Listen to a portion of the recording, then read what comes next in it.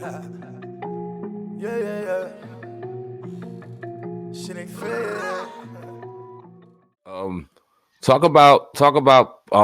I was hearing stories about just the wild west days in the 90s and just the height of death rows, just the height of the success and things like that. And I was listening to a story that Snoop was telling about the time that him, Nas, Pac, and everybody was out, and it was a situation out there in New York, and things got heavy. I know you know the story I'm talking about because I just heard it on the podcast that you were like, nah, that shit didn't go down the way Snoop talked about it. So talk about the interaction between Pac and Nas and that whole beef and what happened that night.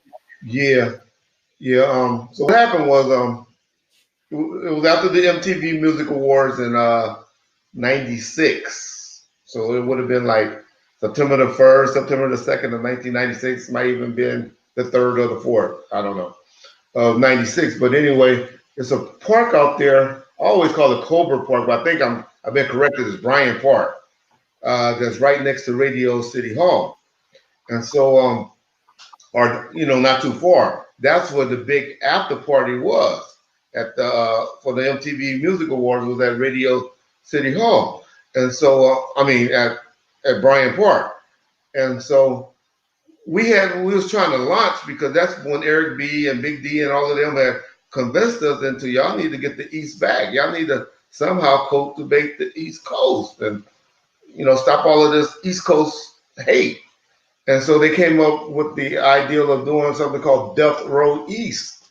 And that's why you see all those guys with the Death Row East t-shirts and the signs. Mm-hmm. They were all out there in the park because Fatal of the Outlaws and Little Mootown and Napoleon from the Outlaws, they had got a whole bunch of dudes from Jersey to come down. And then the street team guys, street teams was real big back then. They had all of their people. So we were just trying to make a big presence about Death Row East. And so they were all out there in the park doing the signs. Pocket was out there, Suge and everybody. And we was in the park. And I guess the crowds or everybody noticed Nas and his boys in the park. And so, of course, immediately Pac and Nas probably for the first time was really saw each other, and they went and came towards each other. Now, when you got a whole bunch of people around you, it's usually the entourage that makes stuff bigger than what it really is. And it was like that. It was like tension. It was a whole bunch of Death Row East guys around, and I'm sure Nas had his guys from, whatever project or whatever location he's from out there. And it was a big, commotion at the park where it seemed from the entourage. But Pac and Nas was over there communicating with each other.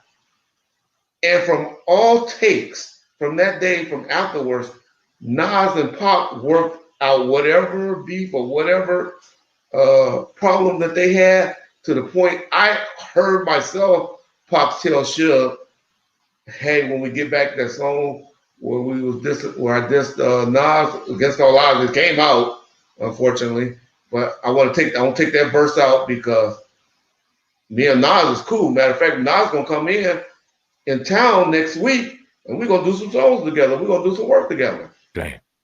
And then 5 days later, the 7th, we all know what happened that day. Right. Okay, go, be there. Yeah, I want to talk about Diddy, man, during the beef. How was he perceived, by Pac and you guys back then? Because there's a lot of audios out there with him, going in accusing, Diddy of a lot, or Puffy back then. Talk about what you knew about Diddy, aka Puffy, back then. You said what I knew about Puff? Yeah. How was he perceived by Death Row back then, from what you know? Well, after Pac came on, prior to Pac, we, like I said, until the incidents that happened with Suge, it was all love and all good. Now, once Pac came around, we was all loyal and riding with Pac. And so we pretty much felt how Pac was expressing himself on the radio, on the song. That's how we perceived it. That's how we perceived Pac at that time. Where you were just talking about Pac and Nas getting together, and then shortly after, we all know what happened. in 96, and then obviously Tupac passing away September 13th, 96. 23 years now? That's crazy. It's been that long.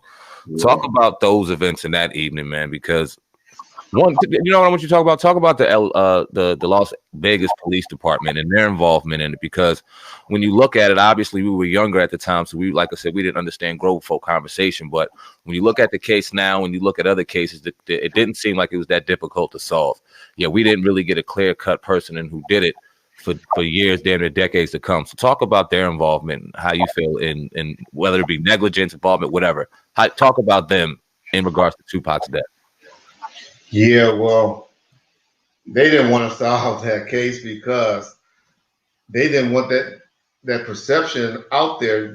In the 90s, they were trying to go with that home. You remember, well, I don't know if most of y'all know, but the old heads will know that back then everybody was trying to do like the parks and slide, water parks and stuff like that on the properties of the big hotels. MGM even had a big old like playgrounds or like a carnival atmosphere then.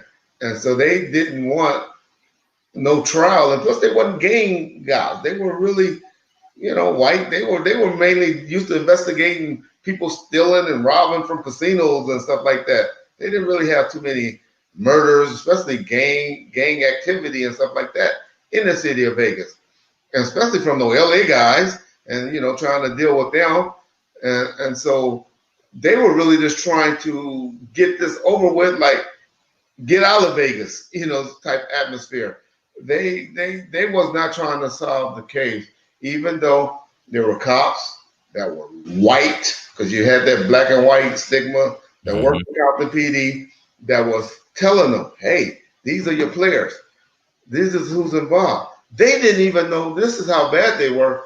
They didn't even know who Orlando Anderson was that got assaulted, that was on tape, until about 3 to 4 days later. Wow. They didn't even know about the incident at the MGM hotel until about 3 to 4 days later in the case. That's why people always say, well, Pac would have went to jail if that wouldn't have happened anyway, and that's why he had to plan his escape and all that. Bullshit. They didn't even investigate it. They just let everybody go. You have a fight somewhere, and then everybody good, all right, bye. It was that type of situation even at the hotel until the shooting happened. And so Vegas, to make a long story short, Vegas had no clue, and they had no desire to solve Pac's shooting. Right. Now, at one point, I was reading an article with Suge Knight. When they trying to say that you had him set up, am I correct in saying that, or killed?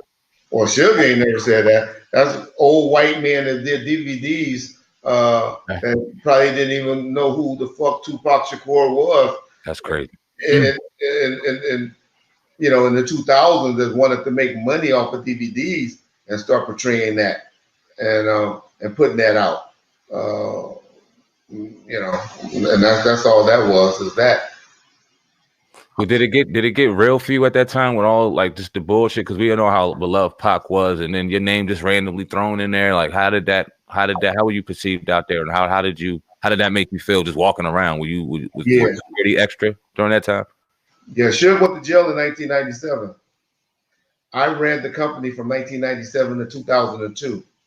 I did 3 to 4 albums with Tupac Mama. Wow. We worked hand in hand for 5 years. You think all the leverage she had after that, if she felt that way or believed that, or anybody around her would allow me to be so integral or so important into his music and into his legacy after that? Right. Yeah, what was the basis behind them saying that, though? Like, just because you weren't around the area at the time, because you were there, what was the basis that they gave for saying you had them set up? Well, there's a rumor out there that they created that they learned later or whatever, that I said for no one to carry their guns, which was inside the nightclub. It was not the bodyguards. It was not, even if you read Frank Alexander's book that he wrote prior, which was a bodyguard that was with Pac when that incident happened.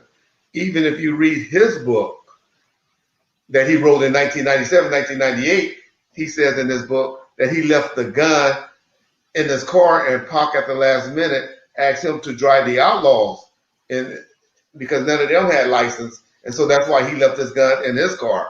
But then once he got with the old ass white man that didn't even know who the fuck Tupac Shakur was in the 2000s, then he want to change his story. Oh yeah, well Reggie did tell us not to carry the gun. No, Reggie told the motherfuckers that was working at Club 662 not to carry guns inside of the nightclub while they were working, not the guys that, you know, had a bodyguard assignment. And so that's the basis, and that's where it come from. And then, you know, it sounds good that at first it used to be Reggie and Suge. And then when everybody kept saying, wait a minute, why would Suge be in the car? Then they're like, oh, yeah, that don't make sense. So now it's just Reggie and Suge's ex-wife or estranged wife who was still married to him at the time, Sharita. Yeah, they wanted to do it because they wanted to take over the company. Right. In your opinion, though, knowing what you know, being around Death Row, who would you say killed Pac? I don't think I ever heard that from you. Oh, no, I say it all the time. I've been saying it. You can pull up a Vibe article in 1997 or 1998 where I pretty much told them it was from the result of that assault. Southside Compton Crips did it. I mean, we knew this 3 or 4 days later. People around Death Row.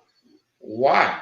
It was 13 shootings between Compton Southside Crips and the Ma Paru area 2 to 3 days later. That wasn't just for play.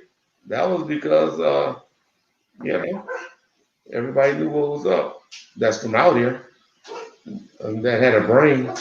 Right. So you got Pac. Pac passes away in 96. You get Suge going to jail in 97. You take over the reins. Start talking about the end of Death Row and talk about Snoop's involvement in the end of Death Row because Snoop's still out. He had his her case going on. Talk about Snoop's involvement and then talk about the transition between Snoop going from Death Row into No Limit. Because wasn't there some drama involved with that? Well, people just like to make it seem like P, no disrespect to P, because during that transition, Master P was 100 with everything that he did and how he conducted himself as a businessman. But what it was even y'all almost got him out there on the East Coast. Leor Cohen and I became good. Yeah. Shit ain't fair. Yeah. Look. On the mission. Fly nigga. In the backseat. 2 bad bitches. Hollow tips for the snitches. Mind your business. Back to business. Yeah. On the mission. Fly nigga. In the backseat. 2 bad bitches. Hollow tips for the snitches. Mind your business. Back to business. Yeah. Run it up. We get the bag. Double up. We get the bag. Run it up. We get the bag. Double up, yeah.